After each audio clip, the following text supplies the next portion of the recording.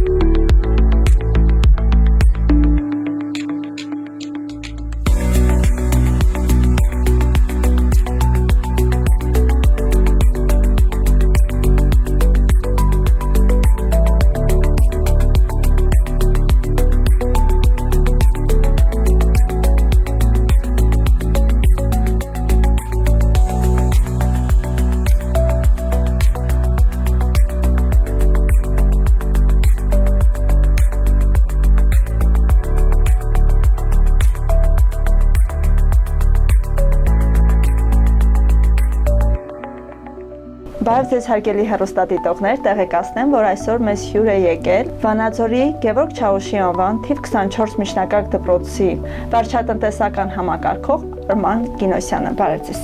Բարև ձեզ։ Ինչպե՞ս եք։ Լավ, շնորհակալություն։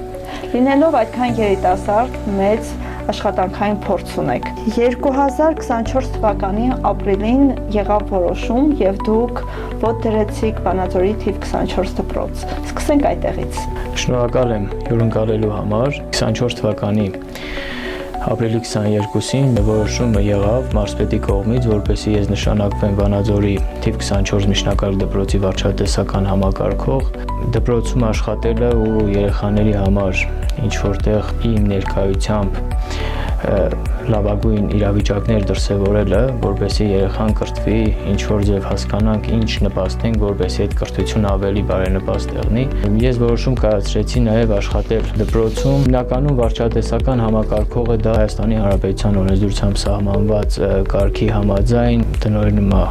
դպրոցի ֆինանսները, դպրոցի գույքը ու նպաստում է ընդհանուր դպրոցի զարգացմանը եւ հետագա կարևորագույն խնդիրների լուծմանը, որոնք կնպաստեն հենց դպրոցի երեխու կրթությանը, աշակերտի կրթությանը։ Մեր բոլորիս խնդիրն է նպաստել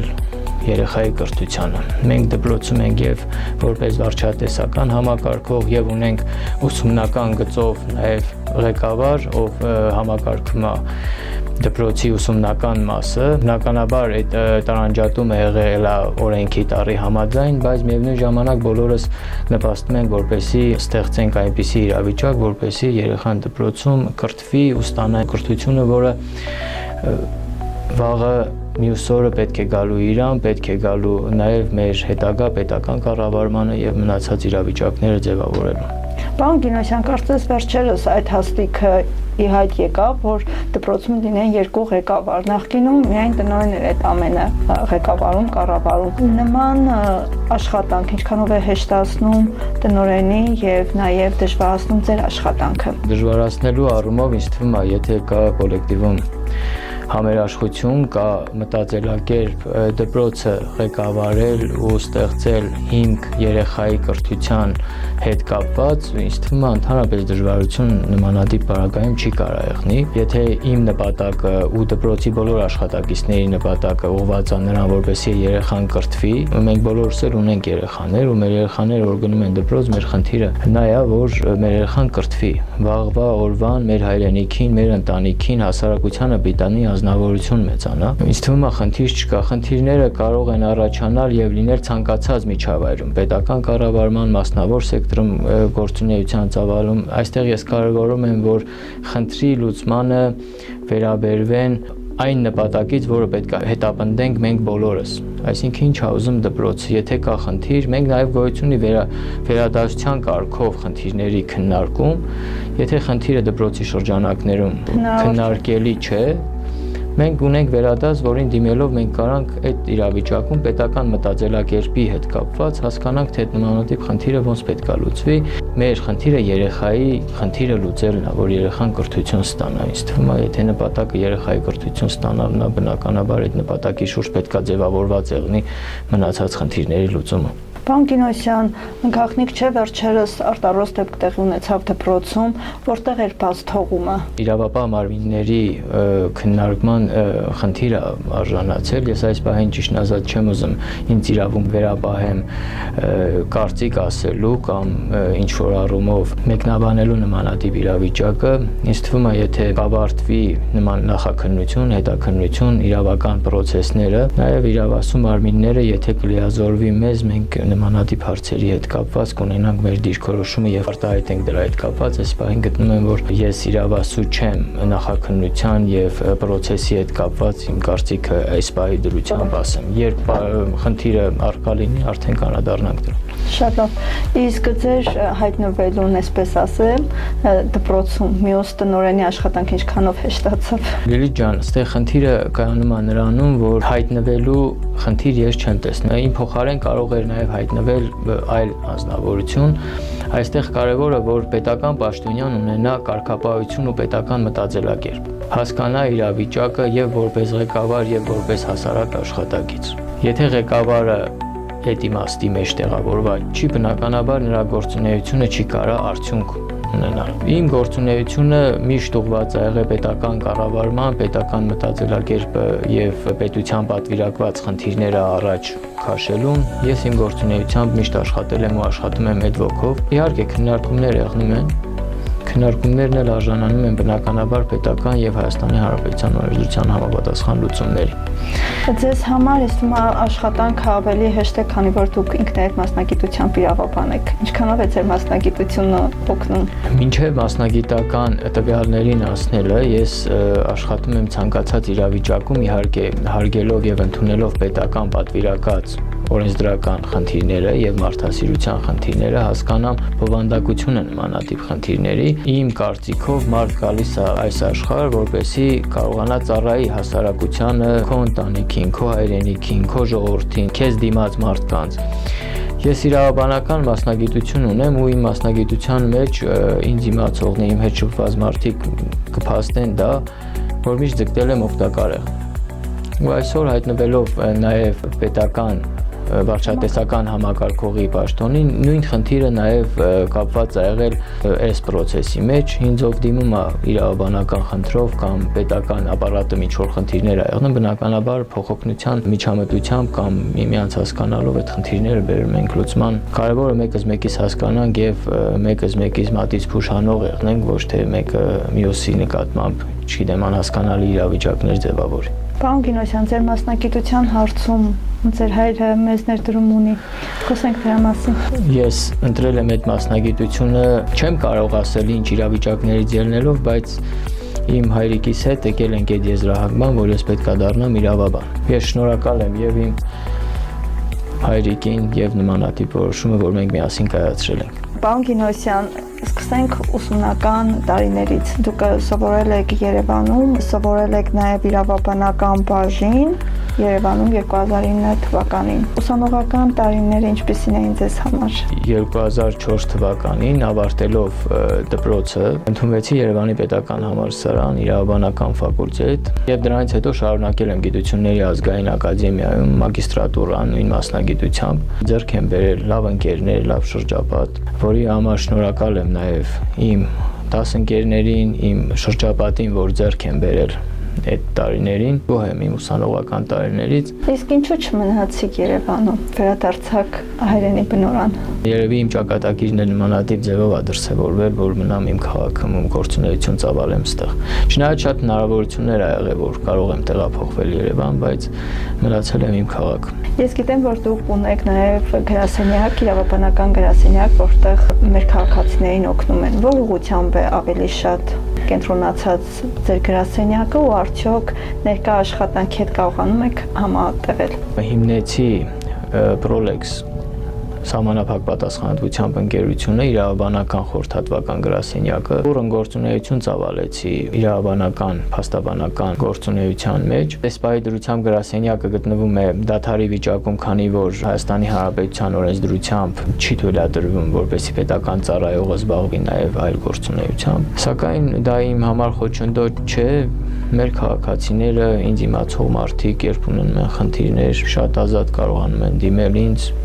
Ես էլ իմ ընտանիքի անդամի պես, նաև իմ երկիրը, իմ հայրենիքը, իմ ընտանիքն է ու ցանկացած մարդու հարց, որտեղ ես կարող եմ ինչ-որ չափով օգտակար եղնել, ես բնականաբար օգտակար եմ եղնում, թե իրավական առումով, թե որպես մարդ, եթե դրա հնարավորությունը ունեն։ Դուք նաև աշխատել եք Վանաձոր համայնքում, քաղաքաշինության, տեխնիկական եւ հրթիռային անվտանգության տեսչական մարմինում, որպես բաժնի պետ։ 1 տարի աշխատանքային գործունեություն եք ծավալել այդ ոլորտում։ Ոլորտը ունեցել է իր գործունեության կարգավորումները, որի հետ կապված, ինչպես նաև ունեցել եմ այդ ոլորտում աշխատելու ժամանակահատվածում բավականին փորձի ձեռք բերում նմանատիպ ոլորտում, որովհետև ինքը ոլորտը կարգավորում է մի քանի ոլորտ, տեսչական ստուգումների, եւ այդ գործունեությունը ինձ համար եղել է փորձի կուտակման եւ բազայի կուտակման լուրջ աղբյուր։ Շնորհակալ եմ նաև ինձ նմանատիպ պաշտոն վստահելու համար։ Ամեն դեպքում ես իմ ցանկացած գործունեության մեջ բազմաթիվ հիմնարկներում մասնավոր եւ պետական աշխատել եմ եւ ես ձեռք եմ բերել այնտեղ լավ ընկերներ, բոլորիդ շնորհակալ եմ։ Նու թշնամիների առումով չի ասի, եթե ինչ-որ մեկ ինձ թշնամի համարում է, ես իրան թշնամի չեմ համարում, պարզապես գործունեությունը նենց է պայմանավորված, որ ես այդ ժամանակահատվածում եղել եմ բազմաթիվ դիսկուսներ, քննարկումներ, անհասկանալի իրավիճակներ, բայց ես նաև Աստծո առաջ շնորհակալ եմ, որ ես այդ մարդկանց ճանաչել եմ, քանի որ ճանաչելով այդ մարդկանց ես ինչ որտեղ ձեռք եմ բերել փորձ եւ շփման առումով եւ պետական կառավարման առումով, որը նաեւ իմ հետագա ճանապարհին ինձ ուղղորդել է բազմաթիվ խնդիրներ կարգավորելու եւ այլ եւ մյուս։ Իսկ քաղաքաշինության հրդեհային տեխնիկական անվտանգության բաժնի պետ եղած տարիներին ու ընդհանրապես պետական ոլորտում աշխատած իմ տարիներին ես ձգտել եմ արտահայտեմ առավելագույնս կարգապահություն ինձ վստահված գործի հետ կապված։ Պարոն Կինոսյան, ձեր գործունեությունը իրավաբանական ծառայությունում, այլ է, նաև եղել եք բնապահպանության նախարարությունում, հետո սպորտի բնագավառ, կարծես թե տարբեր մասնագիտություններ են, բայց ամենտեղ դուք եղել եք։ Խոսենք հենց բնապահպանության նախարարությունում ձեր աշխատած տարիների մասին։ Լիլիթ ջան, բնապահպանության նախարարության, բնապահպանության եւ ընդերքի տեսչական մարմնում եմ աշխատել։ Այդ ժամանակահատվածում բնապահպանության ու ընդերքի տեսչական մարմինը նոր ձևավորվում էր եւ նախարարության առընթեր էր աշխատում։ Ես այդ ժամանակ գլխավոր մասնագետ եմ եղել Երևանի կենտրոնական գրասենյակում, իրավաբանական բաժնում, տարբեր ոլորտներում աշխատել եմ ու դա նաեւ տարբեր ոլորտներում աշխատելը այսօրվա դրությամբ ինձ հստակ պատկերացում է տալիս, որ կարողանամ յուրաքանչյուր իրավիճակում նաև ոլորտային առումով աշխատած եղնելով որոշումներ կայացնելու մեջ եղնեմ հստակ իմ փորձը նաև հաշվի առնելով այդ ժամանակահատված եղել է բնապահպանության եւ ընդերքի տեսչական մարմնի իմ աշխատանքը ու բազմաթիվ տեղեր իմ մասնագիտությամբ աշխատել եմ։ Դրանից հետո դուք աշխատել եք նաև Վանաձորի բռնցքամարտի մանկապատանեկան մարզադպրոցում որպես տնօրեն։ Այդ տարիներին սպորտի բնագավառը ինչպիսին էր ու հիմա եթե համեմատում եք ու արդյոք դուք այցելում եք այնուամենայնիվ մի քանի տարի աշխատել եք այդտեղ որպես ղեկավար։ Բնապահպանության եւ ընդերքի տեսչական մարմնի աշխատանքից հետո ես նաև պայմանագիր կնքեցի նախարարությունում քննական կարգ անցնելով դառա Վանաձորի բռնցքամարտի մանկապատանեկան մարզադպրոց ՊՕԱԿ-ում որպես տնօրեն։ Ես ինքս սպորտի նկատմամբ մեծ սիրահար եմ, հենց բռնցքամարտի նկատմամբ նաև իհարկե զբաղվել եմ տարբեր մարտարվեստներով, բայց բռնցքամարտը երևի իմ ծնողից է գալի։ Այդ խնդիրը ծնողի ընկերներից, հա իհարկե։ Այսօրվա դրությամբ տեսնում եմ, որ նախարարության հետ կապված բազմաթիվ միջոցառումներ են իրականացվում ոլորտը կարգավորելու ու ոչ միայն սպորտի ոլորտը, այլ նաև կրթության գիտության մեր նախարարությունը խնդիրներ ալուծում, որպեսզի կարողանա ոլորտը առավելագույնս կարգավորի։ Որ ասում էր լուսահոգի մեր հարգարժան Կարեն Դեմիրճյանը, մինչև երեխա դաստիարակելը պետք է դաստիարակողը դաստիարակված եղնի։ Այդ խոսքը իմ մեջ տպավորված խոսք է, էլի։ Դու եթե երեխային հոգով առանց ինքնահաստատման խնդիր ունենալու մանկավարժը պետք է ինքնահաստատման խնդիր չունենա, որ երեխան ասենք ինչ որ մի բան ասավ ինքը պարտադիր նրան ինչ որ ձևով նեղացնի եւ այլ եւ մյուս ինքը պետք է եղնի այնքան հոգեբան, որ երեխային հասկանա հոգեպես ու այնպես դաստիարակի, որ այդ մշակածը չփչանա։ Ոնց էր ասում Կարեն Դեմիրճյանը, չփչանա։ Եթե դու մշակում ես ճիշտ, բնականաբար դա չի կարող վերջում փչանա։ Իսկ եթե փչանում է, ուրեմն միտեղ դու ինչ որ մի բան թերացել ես այդ խնդրի մեջ։ Նու մանկավարժական գործունեությունը դա ծանր աշխատանք է բազմաթիվ երեխաների, սպորտի բնագավառում նմանապես։ Այնտեղ սպորտային կարգավիճակով պետք է հոգեբանությունը ճիշտ պահես, իսկ մյուս բնագավառում նաև պետք է նաև հանրակրթական տարբեր առարկաների առումով երեխաների հակումը այդ ուղղությամբ ու սովորելուն երեխաներին կենտրոնացնես։ Սակայն ամեն ինչի հիմքում ես տեսնում եմ կարգապահությունը։ Եթե կա կարգապահություն պետական կառավարման ոլորտում, բնականաբար հետևողականությունը դրա հետ կապված։ Ես գտնում եմ, որ յուրաքանչյուր ոլորտ իր նպատակին կարժանանա։ Բնապահպանական նախարարությունում աշխատելու ձեր տարիները իզուր չեն անցել, քանի որ դուք ղեկավարելով Վանաձորի թիվ 24 դպրոցի վարչատնտեսական լինելով տնօրեն, կարծես թե հենց աշտանը շատ բուռն աշխատանքներ տարածքում իրականացան բնապահպանական։ Ինչ աշխատանքներ էին դրանք քանի որ տարածքը շատ մեծ է եւ անխնամ տարածքը նույնպես շատ մեծ է։ Ինքը դպրոցը մեծ տարածք է եղել։ Դա բնապահպանության տեսչության հետ կապված ճիշտն ասած Լուիջան տեղտեսչական ստուգումներ է, կոնկրետ ծառահատում, կենթանական աշխարհի եւ մյուսի հետ կապված։ Ցանկացած դպրոցում գոյություն ունի նմանատիպ բնապահպանական աշխատանքներ։ Սեզոնը սկսելուց հետո սկսում է այգեպանի գործունեությունը, սկսում է ծառահատումները, խնամքը տարածքի, լինում են խնդիրներ, որ դժվարություններ նմանապես կա, բայց ամեն դեպքում խնդիրները լուծման գալիս է, քանի որ ունենք պետականորեն տրամադրված համապատասխան հաստիկներ, համապատասխան մասնագետներ, այս դեպքում ունենք նաև այգեպան, ով զբաղվում է, իսկ եթե տարածքը մեծ առնում, հավելյալ միջոցներ ենք ձեռնարկում եւ բերում ենք նորմալ կարգավիճակ։ Իսկ ինչքանով է կարևոր, որ հենց այդ աշխատանքներին, թեկուզ նույն շաբաթօրյակներին ընդգրկում եք նաև աշակերտներին։ Ինչ է դա տալիս։ Քանի որ մենք ունենք տարանջատումը ուսումնական ու վարչական մասի, վարչական մասը իր աշխատանքային process-ը իր աշխատանքիչների միջոցով իրականացվում է։ Բայց երբ հայտարարվում է արդեն շաբաթօրյակ, համայնքային կամ հանրապետական մասշտաբի, մենք բնականաբար ըստ այդ պետական հայտարարած իրավիճակի ներգրավում ենք նաև աշակերտների, եթե դրա օրենսդրական կարգավորումներն ունենում ենք։ Բնականաբար աշակերտը դա վաղվա օրվա պատրաստ քաղաքացին է եւ եթե աշակերտը նաև ինքը պետքա կրթվի, նաև հասկանա, որ պետքա զբաղվի իր նաև բնավորության մեջ ինչ որ այլ բաներ փոխելու, քանի որ նաև մաքրությունը, իր տարածքի մաքրությունը դա ցանկացածս մեր նաև տանը, որ եղնում է գարուն կամ գալիս է սեզոնային աշխատանքներ, մենք բոլորս մեր տան նաև բակում եւ մնացած շրջակայքում կատարում ենք մաքրության աշխատանք եւ այլ եւ մյուս,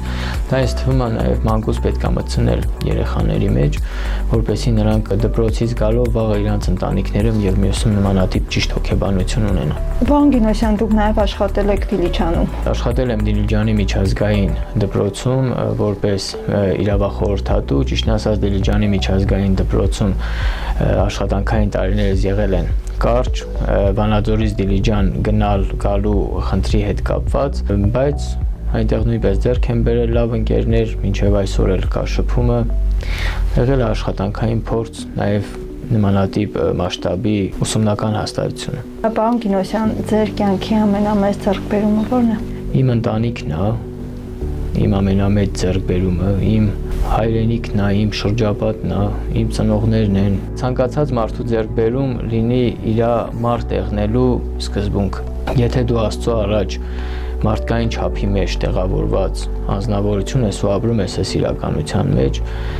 բնականաբար դա ամենամեծ ձեռքբերումն է, որ դու կարաս ունենաս Աստծո տված քո ծնողներից տված, որը նաև փոխանցելով հետագա սերունդներին, քո ընտանիքին, քո երեխեքին, երևի կյանքի վերջի տարիներին դու արդեն նոր հասկանում ես ինչ ձեռքբերում ունեիր եւ ինչպես ապրեցիր ու որն էր այդ ձեռքբերումը, արդյոք դա ձեռքբերում էր կամ ձեռքբերում չէր, որովհետեւ ամեն ինչ այս կյանքում նաև ինչ որտեղ հարաբերական ամիանշանակ չես կարող։ Ես իմ տեսանկյունից տենց եմ պատկերացնում։ Պարոն Գինոսյան, աշխատել եք տարբեր ոլորտներում, տարբեր կառույցներում եւ արդյոք եղել են այնպիսի մարզային կամ քաղաքային ղեկավար կազմ, որ իրենց կողմից ստացել եք շնորհակալագրեր կամ պատվոգրեր։ Շնորհակալագրեր եւ պատվոգրեր որպես այդպիսին